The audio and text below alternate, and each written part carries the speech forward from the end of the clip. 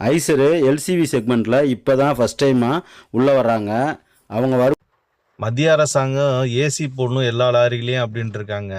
தண்ணி அடிக்காமே சைவம் சாப்பிட்ற எனக்கே ஏசி இல்லாமல் வண்டியை ஓட்டினோம்னா எவ்வளோ கை கால்லாம் உதறும் அப்படிங்கிற ப்ரெஷர் இருங்கிறது நான் உணர்ந்திருக்கேன்.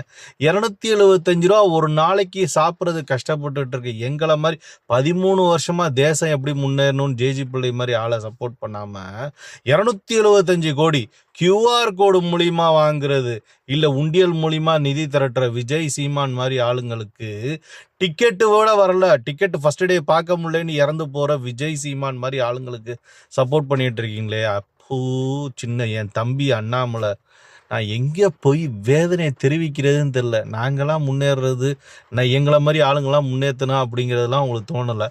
அவங்க இன்னும் முன்னேறி என்னத்தை நாட்டுக்கு கிழிக்க போகிறாங்கன்னு நீங்கள் யோசித்து அவங்கள ஜெயிலுக்கு தள்ளாமல் அவங்களுக்கு பண்ணீங்கன்னு எனக்கு